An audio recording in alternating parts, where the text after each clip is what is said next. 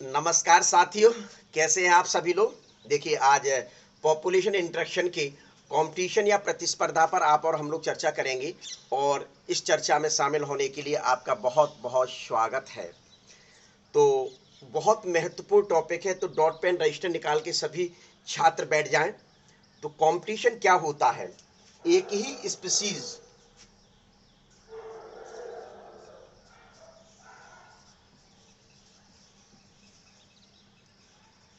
की नीड यानी आवश्यकताएं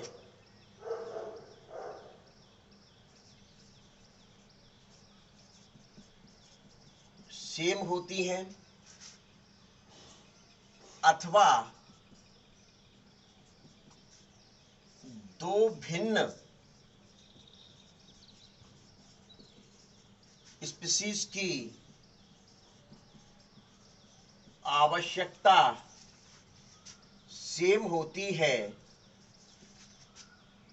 एग्जाम्पल जैसे हैबिटाट और फूड। पेड़ पौधों के लिए वाटर हो जाएगा, पेड़ पौधों के लिए मुख्य रूप से क्या हो जाएगा? वाटर हो जाएंगे, मिनरल्स हो जाएंगे, ये सभी। तो जिस कारण उनके बीच स्ट्रगल यानी संघर्ष होता है, इसे ही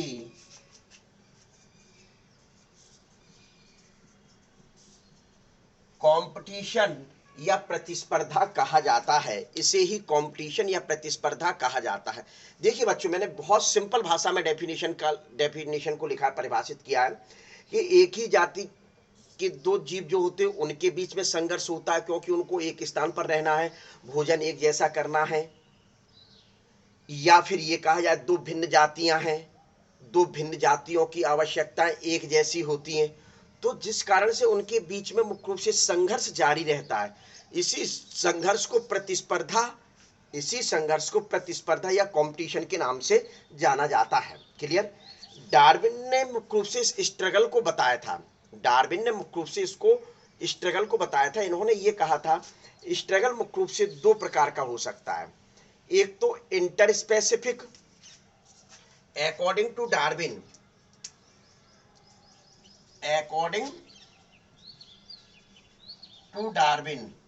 डार्विन ये कहते थे कि ये दो प्रकार का स्ट्रगल होता है। नंबर एक इंटर स्पेसिफिक यानी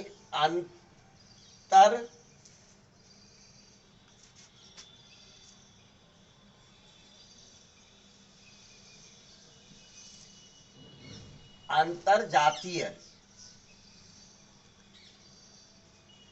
और नंबर दो जो होता है वह है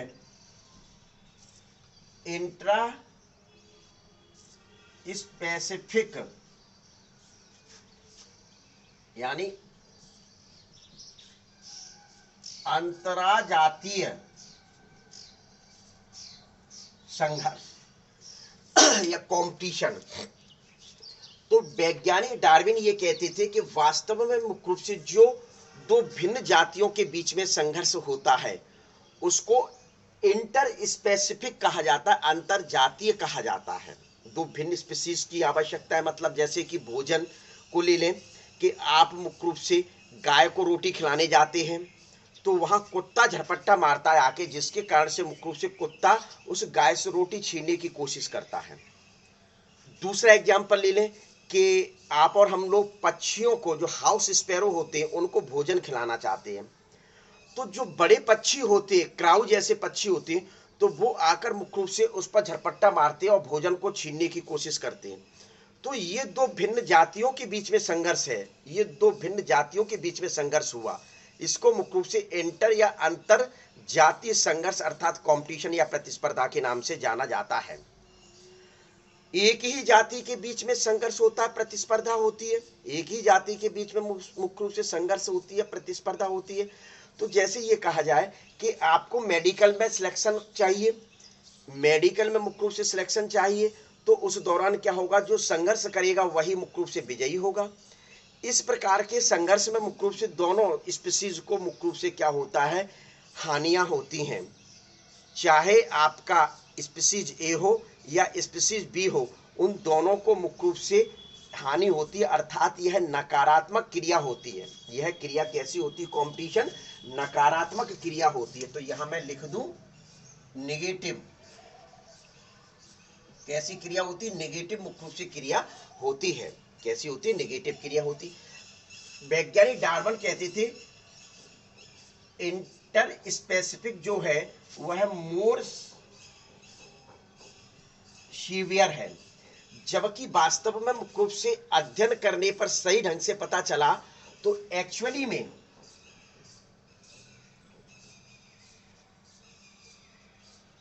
दिस इज मोर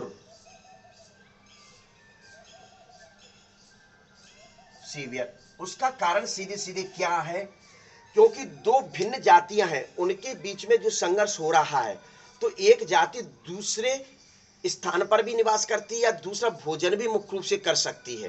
क्या दूसरा भोजन भी ग्रहण कर सकती है कि मुख्य रूप से, जबकि इंट्रा स्पेसिफिक में यह बताया जाता है कि दोनों जातियों का भोजन बिल्कुल सेम है, दोनों एक ही जाति का भोजन बिल्कुल सेम है। तो उस स्थिति में मुख्य रूप से ये जो संघर्ष होगा, ये प्रतिस्पर्धा होगी, सबसे अधिक वातावरण में आपको देखने को मिलेगी।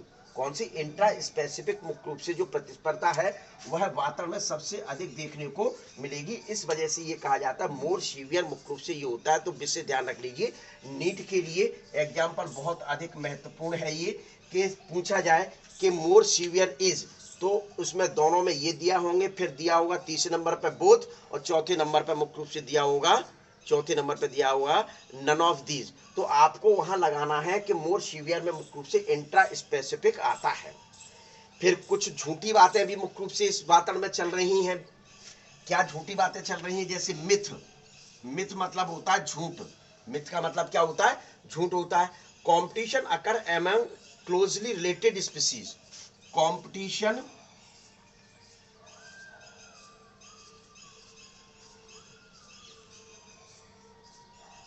अकर, कॉम्पिटिशन अकर अमंग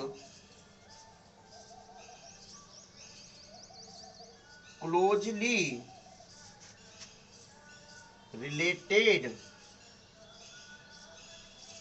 स्पीसीज। इसका तात्पर्य क्या हुआ, हिंदी में सुन लें कि कंपटीशन वहां पाया जाता है जो दो जातियां क्लोजली रिलेटेड होती है। कंपटीशन वहां पाया जाता है जहां दो जातियां क्लोजली रिलेटेड होती। इस प्रकार की मिथ चल रही है, लेकिन इसकी सच्चाई क्या है, इसकी सच्चाई क्या यानी ट्रुथ क्या है, सच क्या हो सकता है, सच क्या हो सकता है। इन साउथ अमेरिकन लेक में, क्या साउथ अमेरिकन लेक मतलब साउथ अमेरिका की झील में मुख्य रूप से ये कंडीशन देखने को मिली कि फ्लेमिनेज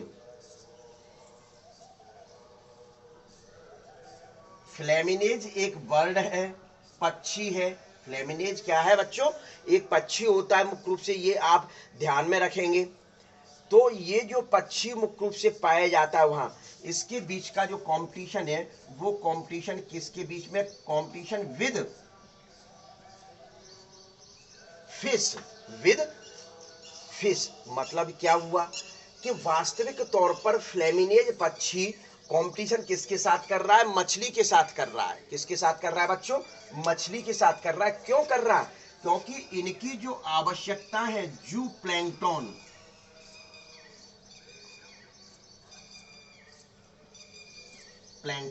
ये दोनों चाहे फ्लेमिनेज बर्ड हो या फिश हो, ये दोनों मुख्य रूप से भोजन के रूप में जू प्लैंकटन को खाते हैं।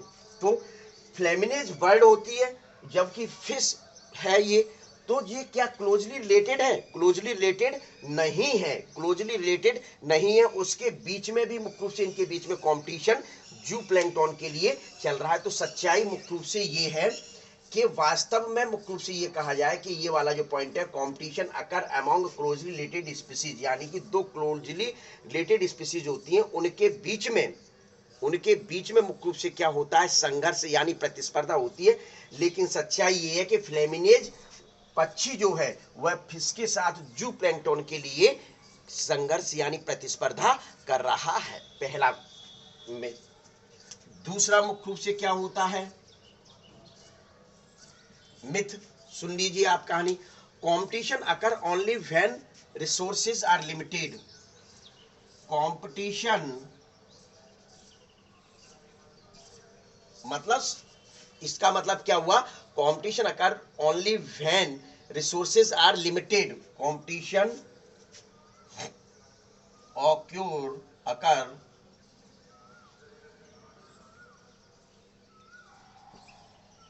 occur when resource are limited। Limited मतलब सीमित मात्रा में जहां रिसोर्स पाए जाते, स्रोत पाए जाते, उन वहां कंपटीशन होता है। सीमित मात्रा, लिमिटेड मतलब सीमित, रिसोर्स मतलब स्रोत, सीमित मात्रा में जहां रिसोर्स पाए जाते वहां कंपटीशन होता है। इस प्रकार की मिथ है। लेकिन वास्तव में इसकी सच्चाई क्या है, ट्रुथ क्या है, क्या सच्चाई, घटना क्या है, ट्रुथ क्या है कि वास्तव में मुख्य रूप से जहां इस प्रकार से संघर्ष होता है तो एक स्पीशीज भोजन कर रही है, यदि दूसरी स्पीशीज उस स्थान पर उपस्थित हो जाए, दूसरी स्पीशीज उस स्थान पर उपस्थित हो जाए तो उसका भोजन करना मुख्य रूप से कम हो जाता है, उसका भोजन करना मुख्य रूप से क्या हो जाता है, यानी कि इस प्रकार का कंपटीशन क्या, इंटरफेरेंस कंपटीशन हुआ। क्या कंपटीशन हुआ, तो ट्रुथ क्या है, इंटरफेरेंस कंपटीशन होता है। इसका मतलब क्या हुआ, एक की उपस्थिति में दूसरे का भोजन ग्रहण करना कम हो जाता है। तो लिख दें, एक स्पीशीज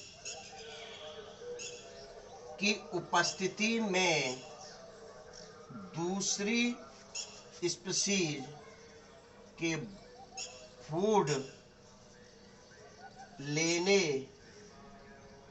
की क्षमता कम हो जाती है। आप भोजन करने भैया गए, आप ससुराल में बैठे हुए, ससुराल में गए और भोजन कर रहे हैं, वहां पर आपकी डाइट 10 रोटी की है। अब वहां मुख्य रूप से आपकी सास या सरहज आकर बैठ जाए तो आप क्या करेंगे कि जो 10 रोटी खाते हैं तो 10 नहीं, वहां 5 रोटी आप खाएंगे। क्यों, क्योंकि आपको शर्म लग रही है, आपको मुख्य रूप से क्या लग रही है बच्चों, शर्म लग रही। इस वजह से ऑटोमेटिकली आपकी डाइट जो है वो रिड्यूस हो गई, डाइट क्या हुई, रिड्यूस हो गई। तो इसी कंडीशन को क्या कहा जाता है, इंटरफेरेंस कंपटीशन कहा जाता है। यानी कि when feeding efficiency of one species is reduced in presence of competing species। Competing यानी कि जिस जाति से संघर्ष करना है तो उसकी उपस्थिति में आपकी फीडिंग एफिशिएंसी है वह मुख्य रूप से कम हो जाती है। तो इस चीज को कहा जाता है इंटरफेरेंस कंपटीशन। तो वास्तविक तौर पर ये है, भले ही वातावरण में मुख्य रूप से रिसोर्सेज लिमिटेड है, लेकिन आप भोजन करने जा रहे हैं तो मुख्य रूप से दूसरी जाति वहां यदि उपस्थित हो गई है तो आपकी फीडिंग एफिशिएंसी रिड्यूस हो जाती है बच्चों, तो आपकी फीडिंग एफिशिएंसी रिड्यूस हो जाती है। तो वो एग्जाम्पल जो दिया गया था वह एक हास्यास्पद एग्जाम्पल है कि आप ससुराल में गए। तो हकीकत बात तो ये है कि एक स्पीशीज की उपस्थिति में दूसरे की ऑटोमेटिकली फीडिंग एफिशिएंसी रिड्यूस हो जाती है, यानी कि फीडिंग एफिशिएंसी कम हो जाती है। तो ये मुख्य रूप से आपका क्या होता है, कुछ मिथ और ट्रुथ घटनाएं जो एक्ट है तो वह है। तो ले लीजिए, जब तक मैं पानी पी लेता हूं।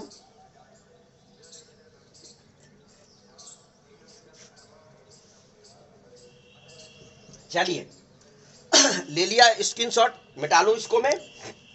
अब देखिए, पहला पॉइंट तो क्या हुआ था आपका, ये हुआ, दूसरा पॉइंट मिथ हुआ। अब तीसरा पॉइंट मुख्य रूप से आता है कि 3 शब्द कहे गए थे, 3 टर्म दिए गए थे, वैज्ञानिक गॉस के द्वारा दिए गए थे। क्या वैज्ञानिक गॉस के द्वारा मुख्य रूप से दिए गए थे, कॉनेल्स के द्वारा दिए गए थे, क्या कॉनेल्स के द्वारा दिए गए थे। और मुख्य रूप से ये कहा जाए आपके मैक आर्थर वैज्ञानिक थे, इन्होंने मुख्य रूप से कुछ शब्द उपयोग किए थे। वो क्या है वो आप देखें। पहले इसका आपने स्क्रीनशॉट ले लिया होगा, तो मैं इसको मिटाने जा रहा हूं। देखिए,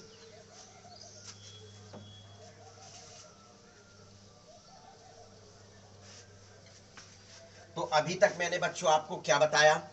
अभी तक मैंने यही कहा कि एक स्पीसीज दूसरी स्पीसीज से मुख्य रूप से कंपटीशन करती है। पहली, इसको इंटर स्पेसिफिक कहा जाता है। या दो सेम जातियां हैं तो वह आपस में मुख्य रूप से संघर्ष करती हैं, इसको इंट्रा स्पेसिफिक कहा जाता है।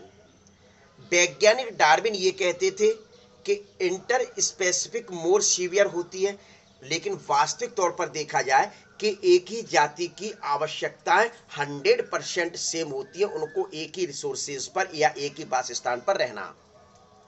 तो वातावरण में वह इंटर स्पेसिफिक मोर सीवियर नहीं है, एक्चुअली में मोर सीवियर जो है वह इंट्रा स्पेसिफिक है। पहली चीज। फिर मिथ चल रही थी। मिथ मुख्य रूप से क्या चल रही थी? क्या मिथ मुख्य रूप से क्या चल रही थी?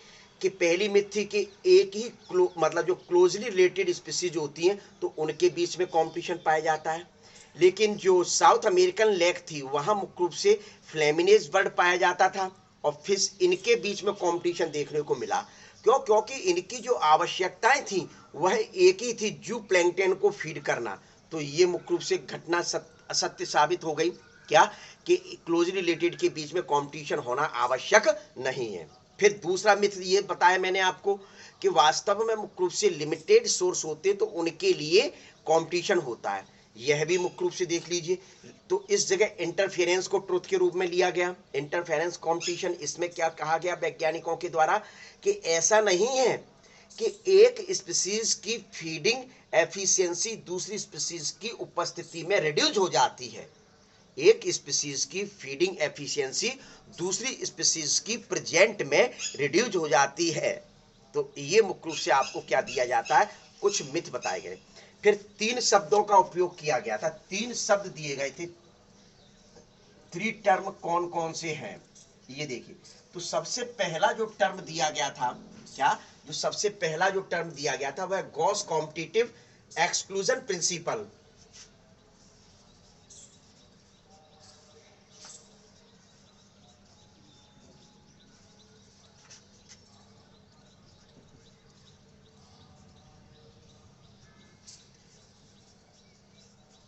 एक्सक्लूजन वैज्ञानिक थे गॉस। क्या? वैज्ञानिक गॉस थे। इन्होंने मुख्य रूप से ये प्रिंसिपल्स दिया था तो उन्हीं के नाम पर मुख्य रूप से दे दिया।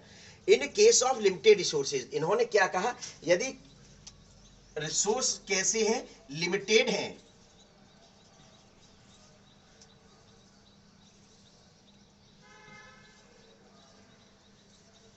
अरे भैया, रिसोर्स की स्पेलिंग गलत हो रही है साहब, बताओ। रिसोर्स लिमिटेड हैं। कैसे हैं? लिमिटेड हैं। तो उस स्थिति में मुख्य रूप से क्या होता है? इसको एग्जाम्पल के द्वारा बताया गया। एग्जाम्पल के द्वारा बताया गया, ये देखें। गैलपैगोस,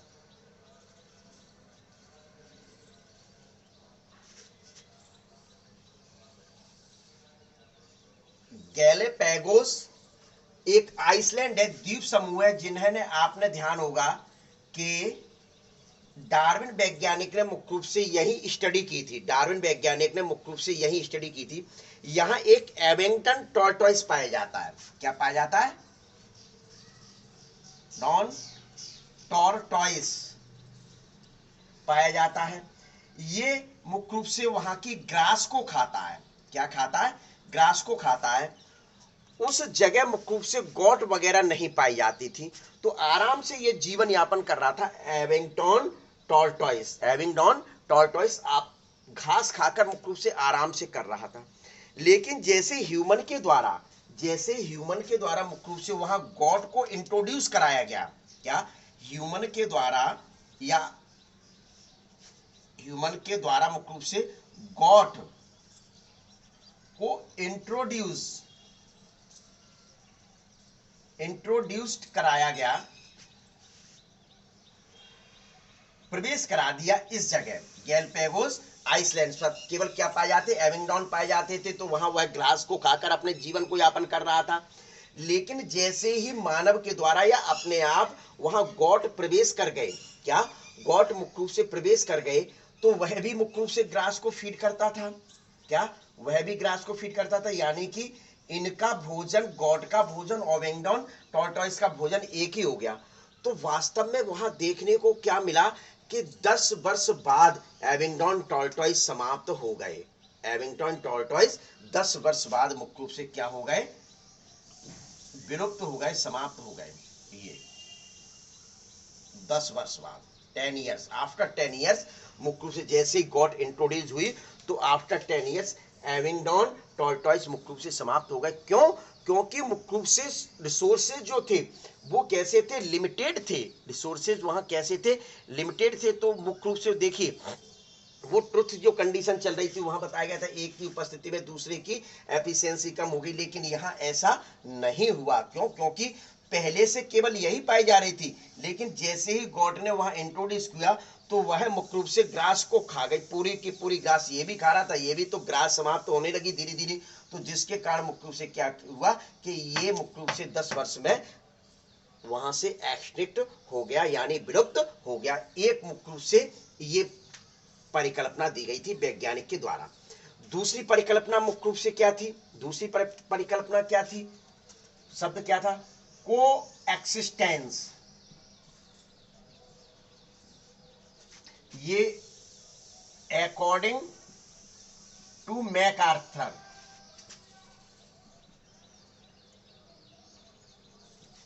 मैकआर्थर मुख्य रूप से वैज्ञानिक थे। ये क्या कहते थे, इसमें मुख्य रूप से रिसोर्स फाल्टनिंग कंडीशन होती थी, रिसोर्स का बंटवारा होता था। कैसे,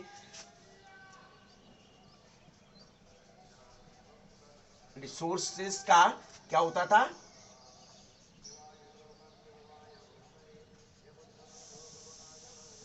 बंटवारा करते थे। वह मुख्य रूप से कैसे क्या बताया गया कि ये कोई एक प्लांट है, ये क्या क्या है, एक बच्चों प्लांट है। यहां मुख्य रूप से बार्बलर्स की 5 स्पीसीज पाई जाती थी। बार्बलर्स की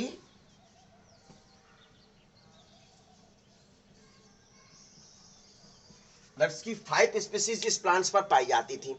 तो जब इन्होंने देखा कि वास्तव में मुख्य रूप से यही रिसोर्स है, यही सोर्स है, तो उस कंडीशन में क्या किया जाए, तो इन्होंने मुख्य रूप से आपस में समय का बंटवारा कर लिया, टाइम का बंटवारा कर लिया कि भैया कुछ समय आप खाइए, कुछ समय मुख्य रूप से क्या करें, आप खाइए, और कुछ समय मुख्य रूप से हम खाएंगे। तो इस प्रकार से ये पांचों की पांचों स्पीसीज आज मुख्य रूप से वहां जीवित हैं। तो ये कंडीशन क्या कहलाती है, को एक्सिस्टेंस कहलाती है। ऐसा मुख्य रूप से मैकआर्थर वैज्ञानिक के द्वारा बताया गया। किसके द्वारा बताया गया, मैकआर्थर के द्वारा मुख्य रूप से बताया गया कि एक प्लांट है, उस जगह मुख्य रूप से 5 स्पीसीज बार्बलर्स की पाई जाती हैं। तो ये वहां यदि पांचों के पांचों एक साथ खाएं तो मुख्य रूप से ये सोर्स समाप्त हो जाएगा, ये सोर्स क्या हो जाएगा, समाप्त हो जाए। तो उन्होंने क्या किया, नहीं भैया ऐसा करो, जीवित सभी को रहना है, जीवित सभी को रहना है, तो क्या करें आप और हम लोग, टाइम का बंटवारा कर लीजिए, कुछ समय हम खाएंगे, कुछ समय आप फीड करेंगे। तो इस कंडीशन को मुख्य रूप से क्या किया गया, को एक्सिस्टेंस के नाम से जाना जाता है। फिर एक कंडीशन मुख्य रूप से आती है कॉम्पिटिटिव रिलीज। 3rd नंबर का मुख्य रूप से क्या आता है,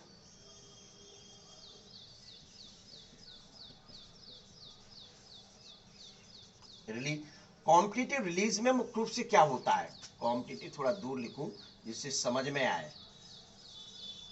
कॉम्पिटिटिव रिलीज में मुख्य रूप से क्या बताया जाता है कि कॉर्नेल एक साइंटिस्ट थे। कौन से साइंटिस्ट थे, कॉर्नेल एक साइंटिस्ट थे। इन्होंने मुख्य रूप से क्या कहा, रॉकी सी कोस्टलैंड, रॉकी, ये जो ये थोड़ा सा यहां रॉकी लिख दो, ROCKY, रॉकी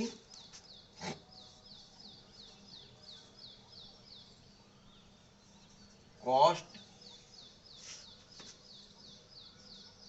स्कॉटलैंड में पाया जाता था। ये कहां था, वहां की घटना है, रॉकी कोस्ट स्कॉटलैंड। क्या, रॉकी सी और यहां भूल गया मैं, रॉकी सी कोट्स एक एरिया था, तो वह स्कॉटलैंड की घटना है।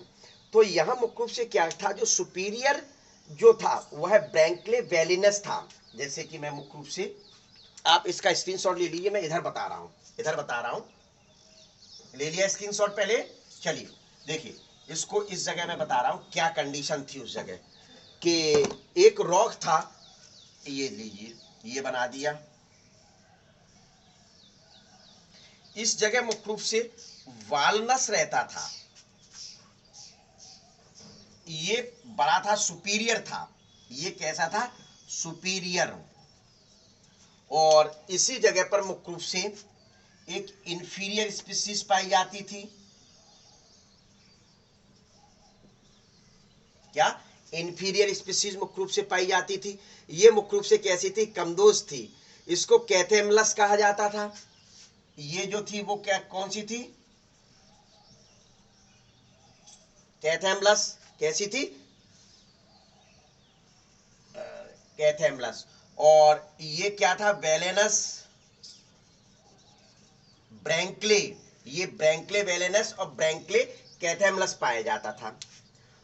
तो स्वाभाविक है कि ये कैसा था, बलशाली था, ये दादा था, मतलब ये कहा जाए ये बलशाली था, दादा था, अर्थात सुपीरियर था।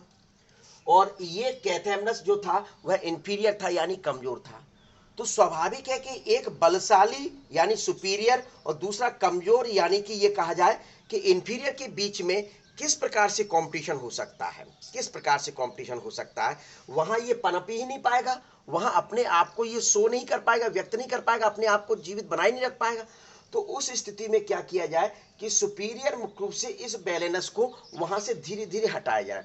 तो क्या देखते हैं आगे चलकर, आगे चलकर मुख्य रूप से क्या देखते हैं, जैसे ही इसको हटाया जाता है, क्या जैसे ही मुख्य रूप से इसको इस प्लेस से हटाया जाए, यहां रह जाए थोड़ा सा, तो उस स्थिति में जो कैथेमलस होता है वह अपने आप को वृद्धि कराता चला जाता है। देखिए ये वृद्धि होती चली जा रही। तो इस कंडीशन को क्या कहा जाता है, कॉम्पिटिटिव रिलीज कहा जाता है। यानी कि यह अपने आप को रिलीज कर रहा है, अपने आप को बढ़ाता हुआ चला जा रहा है। यह घटना रॉकी सी कोस्ट स्कॉटलैंड में देखी गई। यह घटना रॉकी सी कोस्ट स्कॉटलैंड में मुख्य रूप से देखी गई। और यह देखने वाले वैज्ञानिक कौन से थे, देखने वाले जो वैज्ञानिक थे वह कॉनेल्स थे। कौन से थे, कॉनेल्स वैज्ञानिक थे। ये विशेष तौर पर ध्यान में रखेंगे। तो तीन शब्द कौन से थे, गॉस कॉम्पिटिटिव एक्सक्लूजन प्रिंसिपल का था, गॉस कॉम्पिटिटिव एक्सक्लूजन प्रिंसिपल का पहला टर्म था। इन्होंने मुख्य रूप से क्या कहा, इन्होंने ये कहा कि साउथ अमेरिकन जो लेक थी वहां मुख्य रूप से क्या पाया जाता था आपके, वहां एविंगडॉन टॉर्टॉइस पाया जाता था। अपने अकेला था, उस दौरान अकेला था, तो वह ग्रास को खाकर मुख्य रूप से अपने अस्तित्व को बनाए रखा था। लेकिन ह्यूमन के द्वारा या कैसे भी मुख्य रूप से गॉड का इंट्रोड्यूस हुआ, वहां वहां गॉड प्रवेश कर गई। तो गॉड का भी भोजन जो था वह क्या था, ग्रास थी, ग्रास थी। तो गॉड ने उस ग्रास को धीरे धीरे खाया। तो 10 वर्ष बाद मुख्य रूप से वहां एविंगडॉन टॉर्टॉइस मुख्य रूप से एक्सटिंक्ट हो गए। ये गॉस ने मुख्य रूप से ऐसा बताया था। इस वजह से वहां गॉसेस कॉम्पिटिटिव एक्सक्लूजन प्रिंसिपल उसको नाम दे दिया गया। दूसरा को एक्सिस्टेंस था अकॉर्डिंग टू मैकआर्थर। ये मुख्य रूप से क्या कहते थे कि 5 स्पीसीज बार्बलर्स की पाई जाती है इस पेड़ पर। तो उस दौरान मुख्य रूप से इन्होंने आपस में पार्टनरशिप कर ली।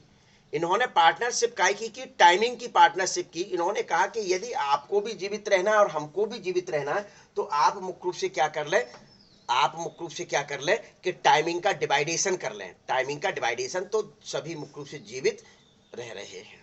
तो ये जैसे कहते हैं ना कि मतलब किसी की बोली लग रही है, किसी की मुख्य रूप से बोली लग रही है कि एक जगह मुख्य रूप से रद्दी बेचने जा रही है।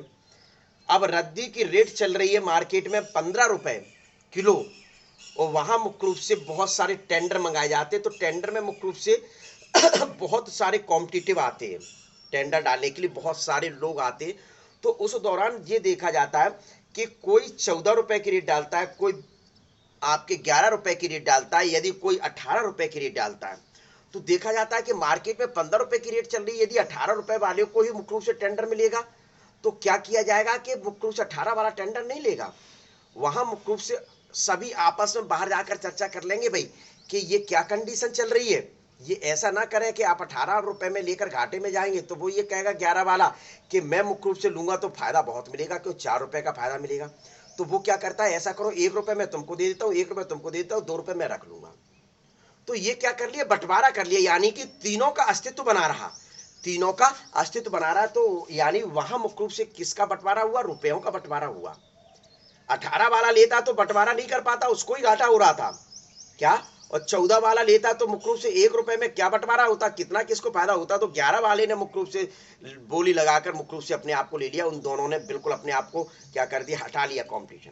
तो वही कंडीशन है कि यहाँ टाइमिंग का बंटवारा मुख्य रूप से बार्बलर्स ने कर लिया, तो जिस कारण से मुख्य रूप से ये जीवित है। तीसरा मुख्य रूप से टर्म जो था वह कॉम्पिटिटिव रिलीज था। कॉम्पिटिटिव रिलीज में मुख्य रूप से स्कॉटलैंड में एक रॉकी है, पहाड़ है, जिसको कहा जाता है रॉकी सी कॉस्टलैंड्स कहा जाता है।